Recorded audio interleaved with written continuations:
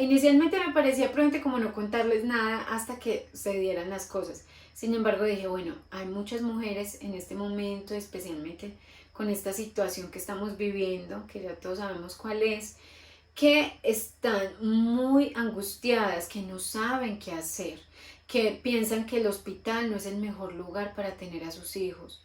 Hola a todos, ¿cómo están? Bienvenidos de nuevo a mi canal, yo soy Lina. Para los que no me conocen les cuento que estoy embarazada, tengo 34 semanas, 8 meses y por Instagram les había prometido este videito donde les iba a contar cuáles eran, o cuál era más bien mi plan de parto. Quiero aprovechar y hablarles un poquito de lo que es un parto humanizado o un parto respetado, además de cómo es un parto en casa.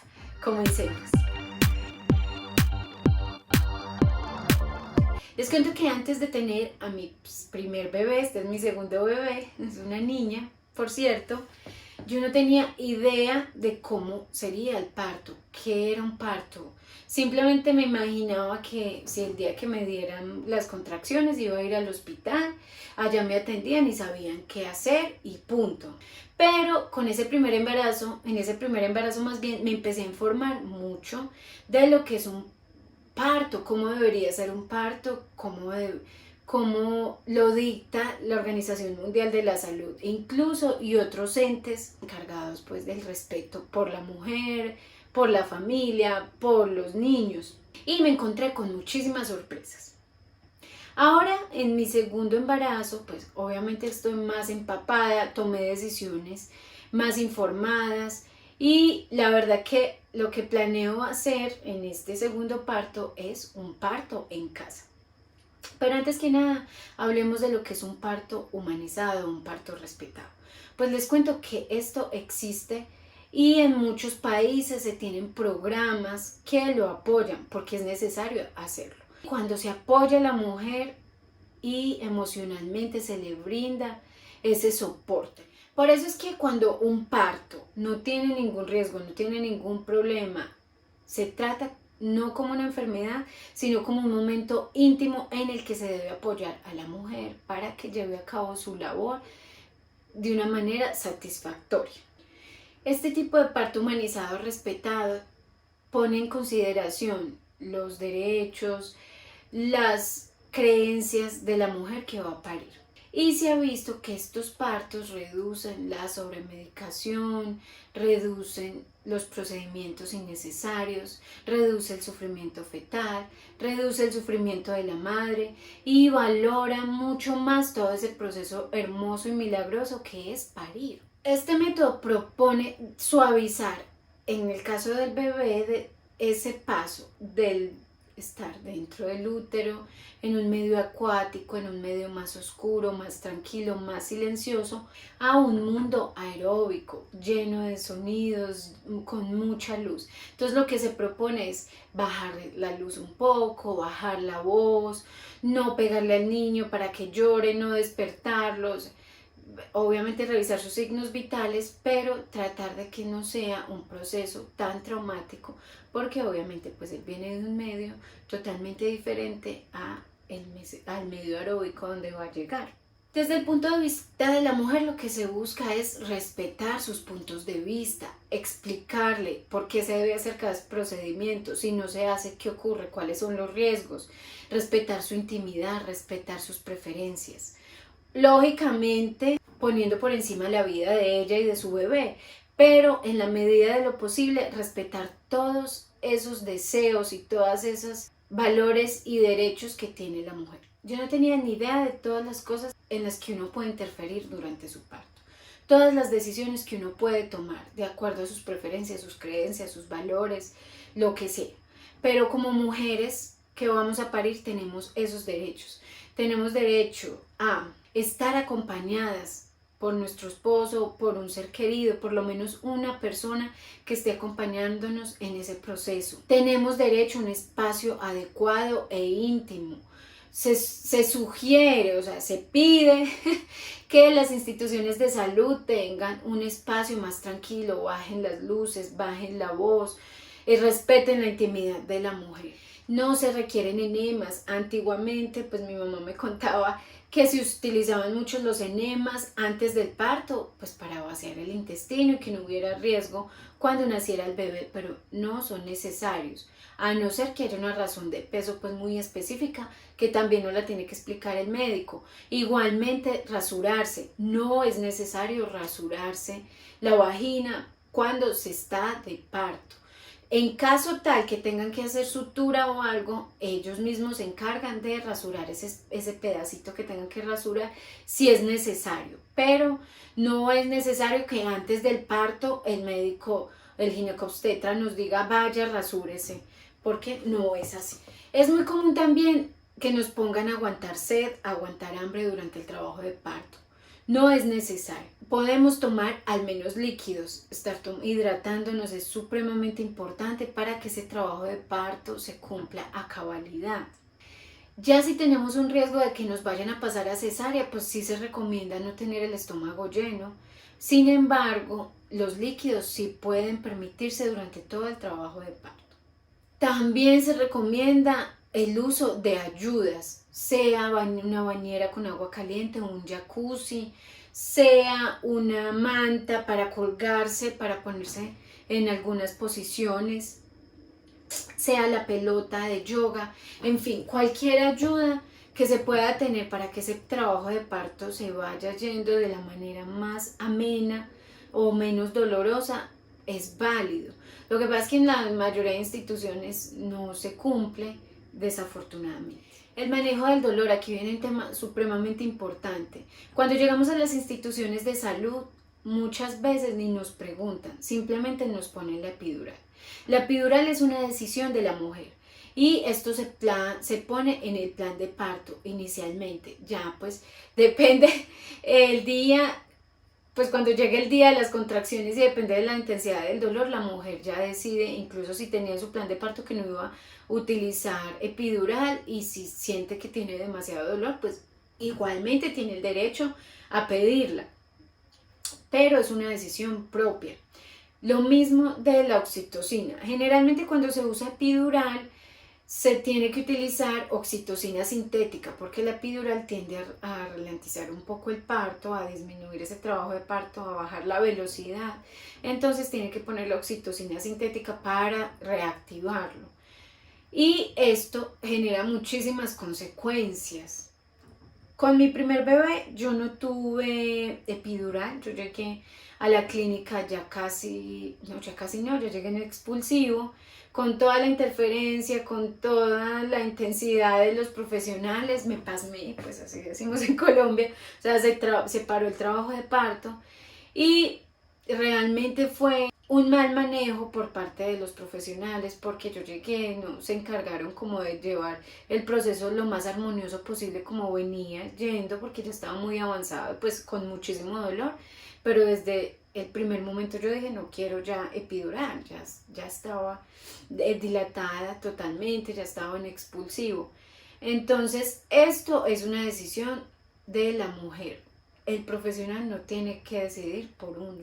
Los tactos sí hay que hacerlos, pero en la menor cantidad posible, no que un ginecobstetra viene un tacto, luego otro, luego otro, luego otro, y es una cosa, una violación a la intimidad, sobre todo si son mujeres que, como yo, por ejemplo, soy una mujer muy pulcra, no me gusta que me estén haciendo tactos, que me estén tocando por allá, o sea, definitivamente una de las razones por las que tengo un plan de parto totalmente diferente es esa. La sonda vesical tampoco es necesaria, muchas veces ponen sonda vesical después de poner la epidural porque la epidural anestesia pues de la cintura para abajo. Si el médico explica muy bien por qué la tienen que poner, cuáles son las consecuencias, es decisión de la mujer también si se la va a poner. Los pujos, esto es algo que yo no sabía, no tenía idea que a uno no le podían decir que puje. El pujo es un reflejo que surge en ese trabajo de parto y la mujer lo siente y lo hace y ya.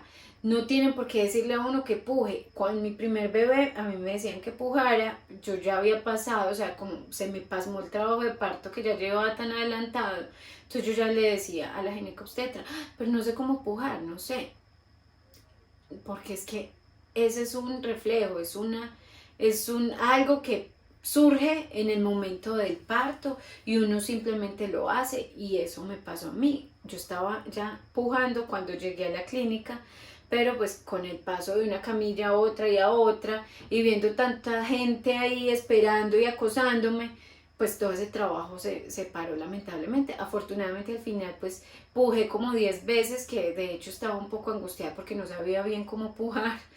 Pues no, ya me decía puja, puja, puja, y yo, ¿qué? ¿Cómo pujo? Entonces eso tampoco debe ser así. Se supone que deben respetar todo el proceso, y cuando uno quiera empezar a pujar, uno empieza a pujar y el bebé nace de manera pues espontánea. La posición para parir. Les cuento que uno puede elegir qué posición quiere para parir. No se recomienda la posición en la camilla pues acostada, porque es la menos fisiológica para parir. Hay otras posiciones, ustedes pueden elegir la posición. Sin embargo, si ya se aplican epidural y todo el cuento, entonces probablemente les va a tocar parir en la posición que les diga su ginecobstetra. Ya cuando nace el bebé, el cordón umbilical se recomienda dejarlo sin cortar, o sea, dejarlo ahí pegadito al bebé hasta que deje de latir. Y lógicamente el contacto piel a piel, hasta, mejor dicho, más que promocionado para que la lactancia sea exitosa, para que haya esa liberación de oxitocina que ocurre para que ese contacto con el bebé y mamá se lleve a cabo satisfactoriamente. Son muchos los beneficios que ocurren con ese primer contacto piel a piel. Y ya la toma de peso, talla, todo esto se puede dejar para después. Lo más importante es que cuando nazca el bebé nos lo pongan en nuestro pecho. Si se puede, pues en la medida de lo posible, dejar que el bebé encuentre el pezón, que empiece a lactarse, pues empiece a mamar él solito, porque lo hacen. Ellos lo hacen, ellos tienen el reflejo de succión, tienen el reflejo, saben buscar, saben encontrar. Entonces la idea es respetar todo ese proceso tan maravilloso.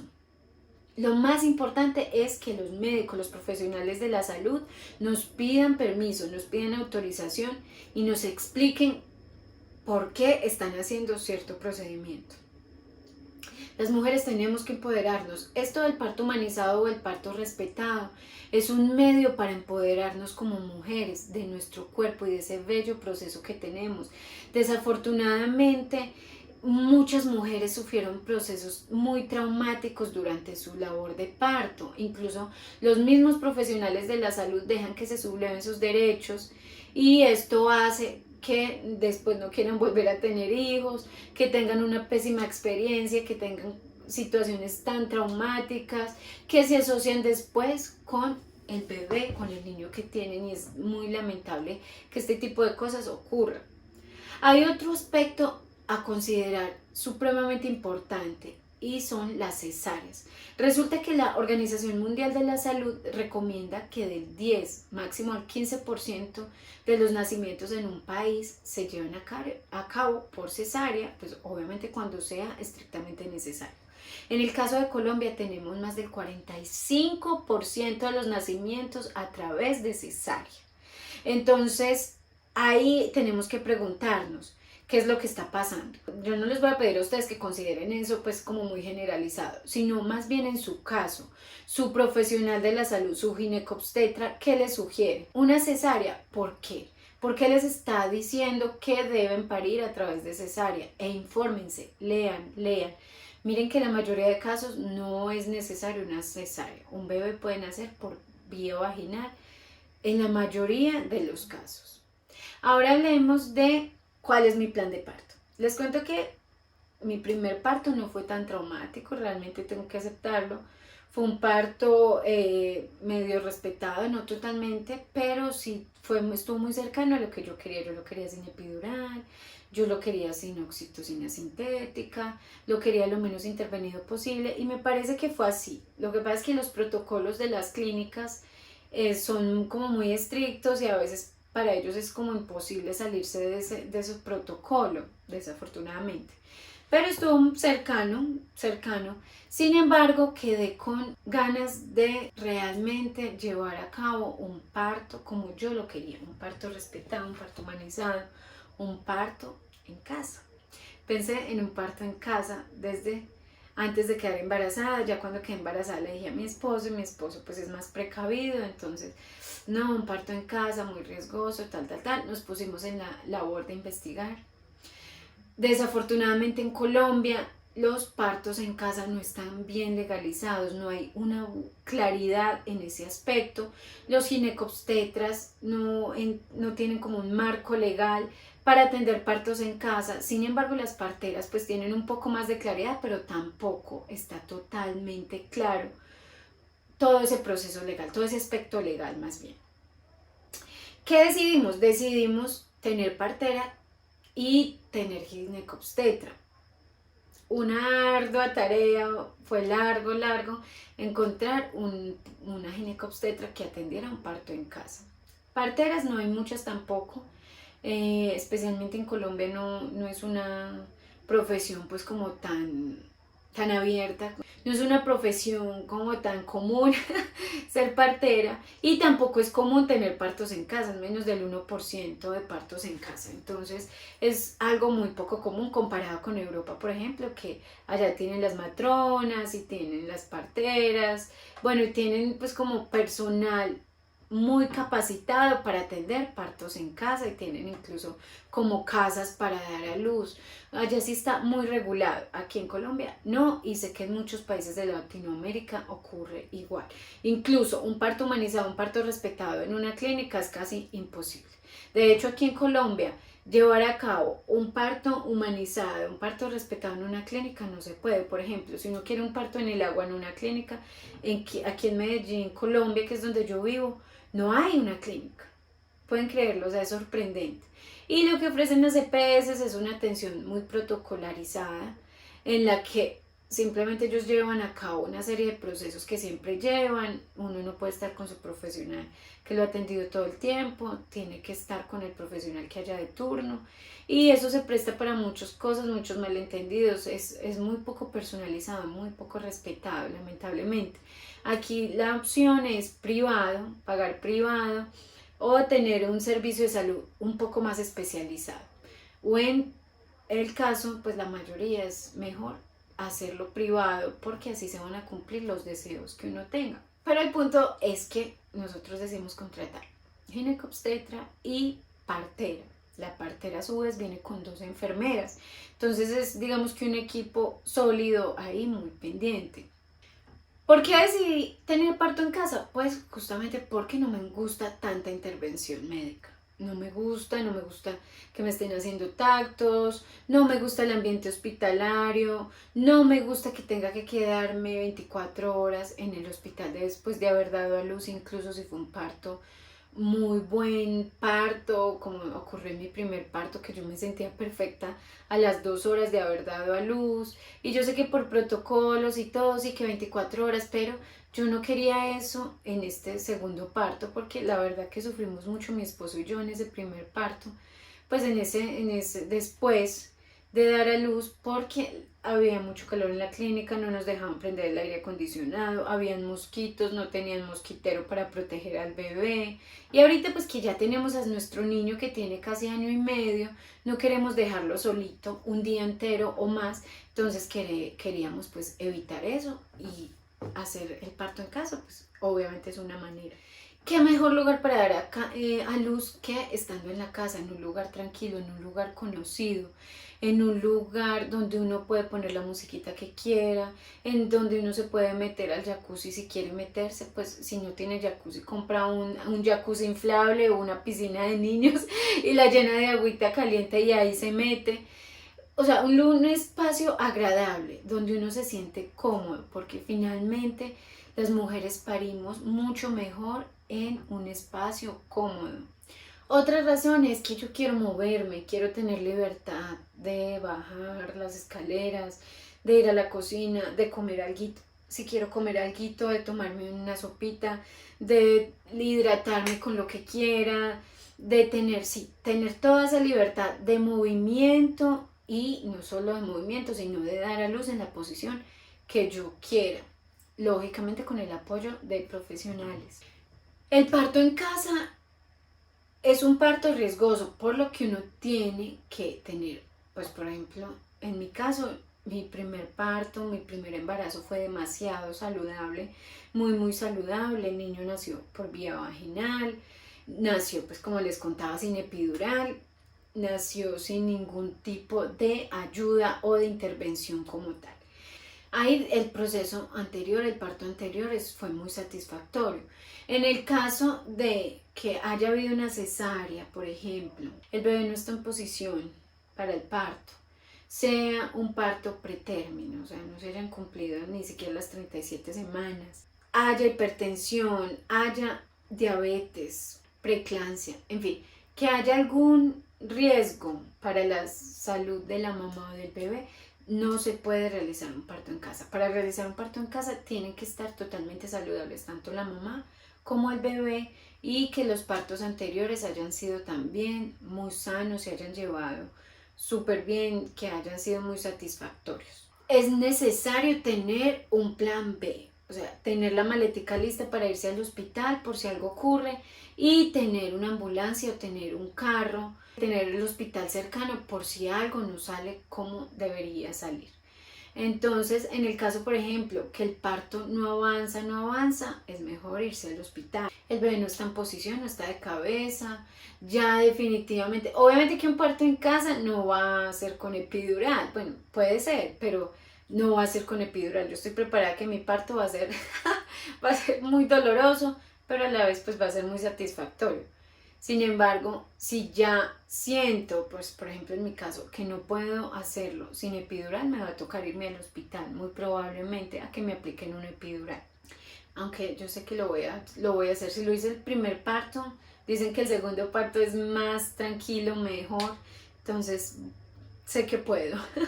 Hay hemorragia, lógicamente si hay presencia de hemorragia, de sangrado, hay que irse al hospital. Bueno, mis amores, decidí que quería contarles, pues pensé mucho si sí quería hablarles de esto antes de que se llevara a cabo, pero me pareció prudente. O sea, inicialmente me parecía prudente como no contarles nada hasta que se dieran las cosas. Sin embargo, dije, bueno, hay muchas mujeres en este momento, especialmente con esta situación que estamos viviendo, que ya todos sabemos cuál es, que están muy angustiadas, que no saben qué hacer, que piensan que el hospital no es el mejor lugar para tener a sus hijos.